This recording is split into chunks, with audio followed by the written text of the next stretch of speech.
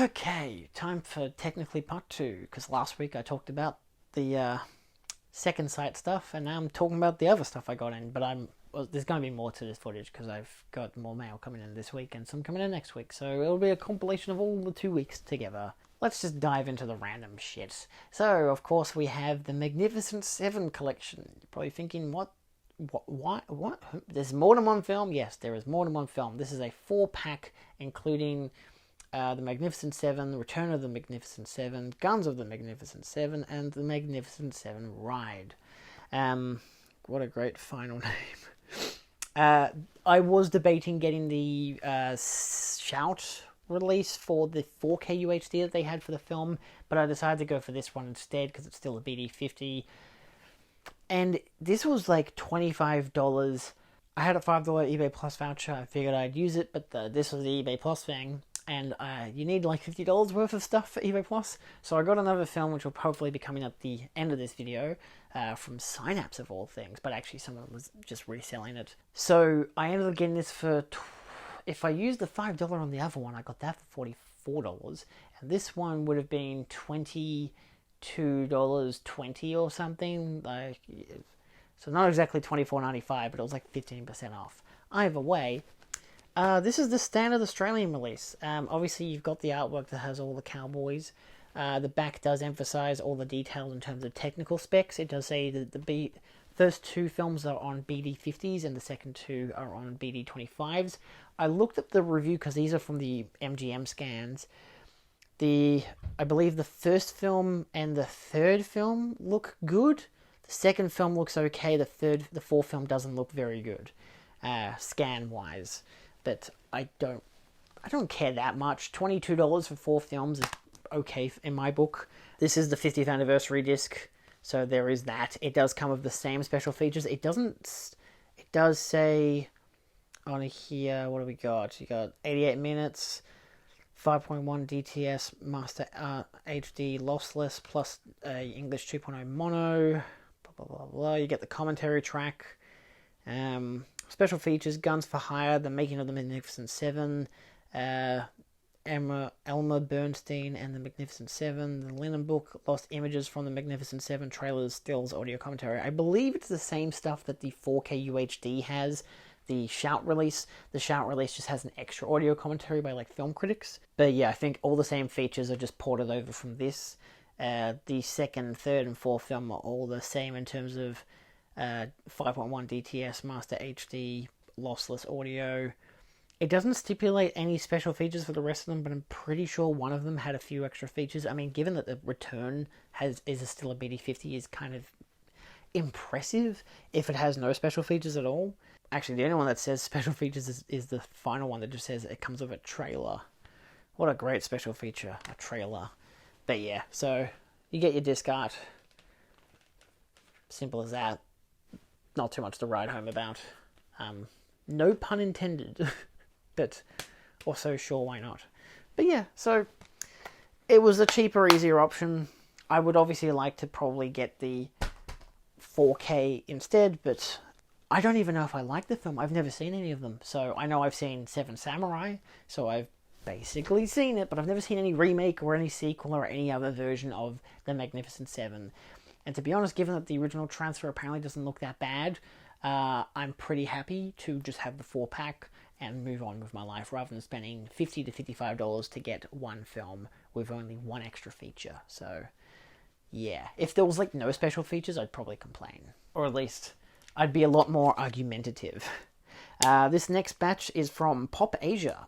So if you're a fan of Japanese cinema, and you like collecting Japanese films on Blu-ray, DVD, whatever, don't buy them from Japan. Obviously, if you're like an anime person, and they usually have US and Australian releases of films. But if they're like films that don't really get global releases in Japan, like these 3, my suggestion is look at Pop Asia. They might have a DVD and or Blu-ray copy. It might be a bit pricey, but it's cheaper than eBay. Trust me, I checked eBay in contrast. But I have Masquerade Hotel, The Confidence Man, The Ice Princess. I don't think it actually says... Oh yeah, episode of The Princess. Or is it Ice Princess? No, just The Princess. I'm pretty sure it's meant to be Ice Princess. and the third and final Confidence Man film episode of The Hero, the Japanese. So when I went to Japan with my dad, we saw a random film in cinema. In this case, we actually chose The Confidence Man JP the movie. We saw the trailer, it wasn't in English at all, and we were like, this looks fun. I think it had like maybe English narration or something, I don't know, but it wasn't screaming much detail, but it was very cartoonish, very visual. We figured, why not? And honestly, despite the fact that the film itself did not have English subtitles, we really just wanted to see a local Japanese film. We loved it. It's a very visually expressioned film, so we got the gist of what was happening just through them being, visually expressive. There was some twists that we didn't know because some of the characters were from the TV show. A lot of the characters were from the TV show. But yeah, there was like a twist that was to do with like the main character's boyfriend, who was actually like a double agent thing, and it was like we didn't understand it until I watched the show, because I ended up getting the DVD of the show and the movie. The show I got through eBay, the movie I think I got it through Pop Asia. I probably got it through eBay in the end, because I don't have any record on my Pop Asia account that I got it from them, but I'm pretty goddamn sure I did. So I ended up getting those. I haven't rewatched the film, but we rewatched elements of it. The main benefit was that it came from Hong Kong with the English subtitles. It's the only problem about getting a film in Japan, they don't come with English subtitles. I had gotten a selection of films in Japan, including the Jackie Chan film, which is a Hong Kong film. It did not come with English subtitles. This is the Hong Kong release of this film, which emphasizes there the movie 16:9, Japanese Dolby Digital 5.1 surround, subtitles in Chinese and English subtitles. It comes with theatrical trailer and photo gallery. So, not much else. Japanese version, interesting how it says Japanese version as well, subtitle, Chinese and English subtitles, 119 minutes, all that stuff. DVD 5, it's region 3. But yeah, so it does tell you some English details about the film and Japanese details about the film. Oh, is that Japanese, or is that might be a Mandarin? Or, potentially? I don't know. It might not be Mandarin because it is a Hong Kong release. So, yeah. Either way, basic disc art. Nothing much to write home about. If they did have this in... This is the second film. If they did have it on Blu-ray, I probably would have gotten the Blu-ray. They had, in contrast, this film, the third one, on Blu-ray. So I watched the show. I think I only watched there's 10 episodes, I think, and they're all an hour and they're all quite long, I think 45 to an hour or something. I think an hour long. But I did not watch every single episode of the show. I watched the first half of episodes, which of course included some of the villains from the movie, and that was fun. It was nice to get an idea of who they were and whatever, but it was basically just the movie, but in 60 minutes rather than, 100 and something, rather than 90 to 112 or whatever. This has 127 minutes for the third film. The second film was 100 and... Oh, what did you say? 119. So, double the length, basically, of a feature length of an episode. But, yeah, this is the third film, the episode of The Hero. It's very Japanese, which is fine. But, yeah, so it's cool. I did a review on Masami Nagasawa, one of my actor reviews, because she was in this film. She was in the Blu-ray I got, which we watched on the plane. I'll get to that in a second. She's in Godzilla Final Wars and Tokyo SOS, I think it was. It was the second Godzilla Mothra one. She was one of the Mothra girls. She was in a bunch of them. She was in Your Name, I believe, as well as one of the actors, the lead female voice actress. So, yeah, so she was in a bunch of films, and I was able to I think I bought them all. I had some of them as it was. I had the Godzilla ones. I had Your Name. So, yeah, I watched them for her. And obviously you can check out that video. But now I've got 2 extra movies that I have not seen that she's in, which I'm very excited to watch. I've been waiting for a couple of years. Since COVID happened, I wanted to watch the second film, because that came out in, I think, we were there 2019. I think it came out in 2021. and the other film came out like the year after. Does it stipulate? The DVDs don't have any copyright year.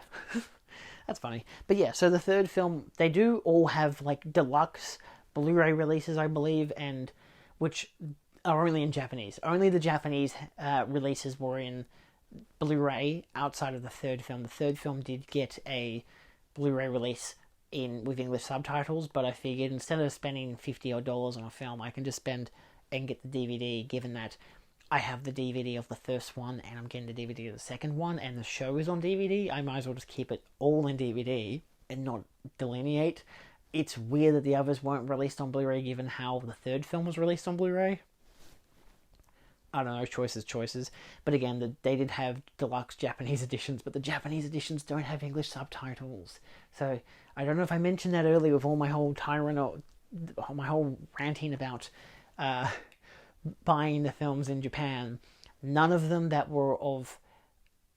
English subtitles. I got a Jackie Chan film. It was like Police Strike or something like that. Police Story Strike, I think it was. It's only in its original Mandarin, or Cantonese, and it comes with a dub as well. I think maybe in Japanese it doesn't, and I think it comes with Japanese subtitles. It doesn't come with any English subtitles. I got it because it was like $5 and I thought that would be funny, and I've added it to my Jackie Chan collection, so why not? But I know I got Eraserhead, which was it's the English version. It does have Japanese subtitles, but it's an English speaking film anyway. And there's a film called Sky High, which I don't think had English subtitles. I now realize I haven't watched it and I haven't gone into it. It just had really nice packaging, so I bought that. I know my dad got me a film from Japan on DVD, and it didn't have English subtitles, so yeah, it's not great. Also Snow White, but I got that at Disneyland, which was on Blu-ray, and it comes in automatically in Japanese, but you can change it back to its English, so yeah. But last but not least, at least for this bunch, Masquerade Hotel. This was the other one I got. Yes, you'll notice it is a Blu-ray. They had the DVD there, but I figured, you know what, I'll get the Blu-ray, because why not? There's no real reason to get the Blu-ray. It's Region A, it's 1080p, it's 128 minutes long with Japanese DTS Master Audio 5.1. Got traditional Chinese subtitles as well as English subtitles. Obviously, I wasn't going to get it without the English, but it does come with theatrical trailer and photo gallery. I actually saw this on the plane with Dad because we were looking into the films. We were on like the Japan Airways, whatever. It does say Masquerade Hotel on the spine. And you get some disc artwork, same as the outside art, and you get inside artwork, which has like the inside of the hotel with a mask on it, because get it, Masquerade, just like a big promotional still. Either way, this was like a kind of comedic thriller in a way, like a mystery. Yeah, more of a mystery, like an Agatha Christie in a way. It was really fun to watch. I watched it on the plane with Dad. He watched it like after me, I believe. It was a 10-hour flight home, and it was during the day. Of course, we were going to watch movies. So, yeah, I watched Masquerade Hotel because I realized she was in it. I think it just popped up or something, and she's obviously on the front cover. Like that's her.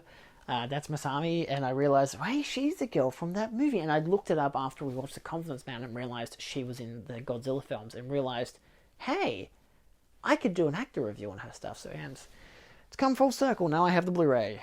Keen to show that to Dad. He'll be like, oh shit, that's the film. So, and yeah, and then we'll have the sequels for the Japanese films, so now I can watch them. And the Magnificent Seven, so I can watch them. So yeah, we'll cut to the stuff I'm getting in next. Bada boom. I'm back. So, last but not least, I, again, was still meant to pick up Three Women, but unfortunately, Handy forgot to bring it to the Cinemaniacs, but that's okay. I've put in an order with them, so it'll be shipping in a couple weeks. It doesn't really matter. But I did get this from eBay, Cemetery of Terror, which is a Synapse release of a old, I believe it's a Mexican film, actually, because I have added it to my Toby Hooper Fest thing. What's it called? Hooptober. So, yeah, for reference, I'll talk about that in a second, but yeah, it comes with special features. I think it's a 4K scan and everything. It's all regions as well, which is really nice, from Vinegar Syndrome. So that's groovy.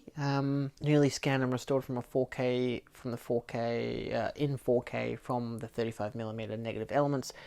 Commentary track by the director. Commentary by the Hysteria continues. Interesting. Digging Your Own Grave, an interview of director.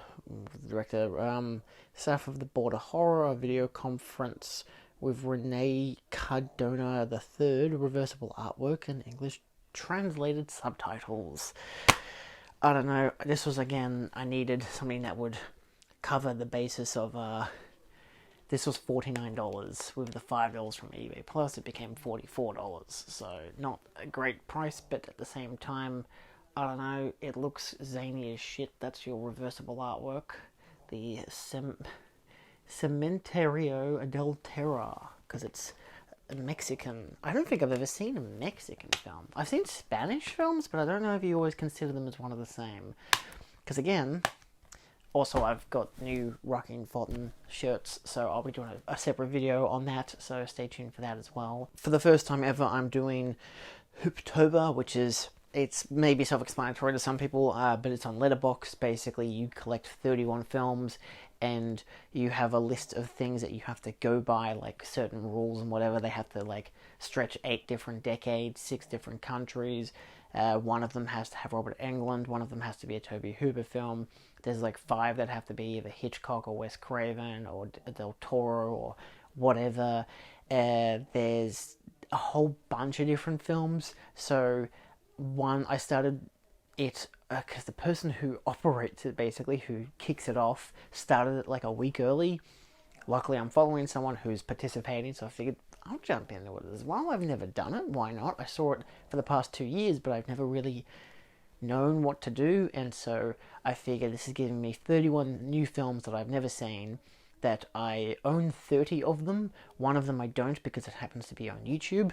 Billy the Kid vs. Dracula, for those who are interested. You can check my Letterboxd down below. It's one of the top playlists there. It's literally just called Hooptober X, Planet of the X. I titled it after that. The other guy did like demons and stuff.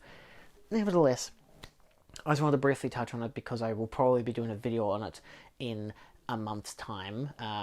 Obviously, yes, it is the middle of September and people are starting it now, which is a bit weird. I started it on the 16th, but again, the guy usually does it on the 22nd. He just started it a week early. If you can hear the snoring, it is Indigo. I just figured I'll just jump on the bandwagon. If everyone's doing it now, get it over and done with, because again, you think about it, if you start it on the 1st of October, then your last film has to be your Halloween film, and I might be busy that night doing Halloween stuff, so yeah, and I've got a very busy end of October week coming up because, I mean, in October that is, because it's my birthday week. I've got a bunch of parties and stuff, all kinds of stuff, private cinema screening, a whole bunch of jazz. So I figure, started early, I figured out all the films on the first day. I started with my film that was released 10 years on the year you turned 10, which was Martyrs. So yeah, you'll also see obviously some of them in the what I watched in September and what I watched in October, but I will be doing a full listing and review and cataloguing of my struggles, I guess, with doing 31 horror films in 31 days.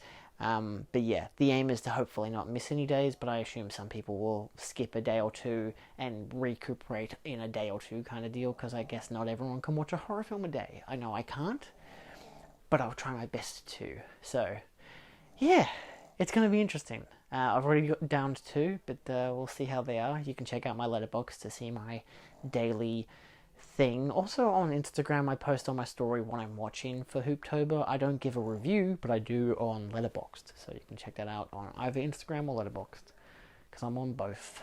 So yeah. Anyway, thanks for watching. I'm expecting, again, some Cinemaniac stuff. I've got a whole bunch of stuff that I'm expecting in the mail, but again, I don't know when any of it's going to come in. Some of it's meant to come in this coming week that I'm about to enter, because it's a Sunday night that I'm filming this. But yeah, I'll probably just save that for next week's video.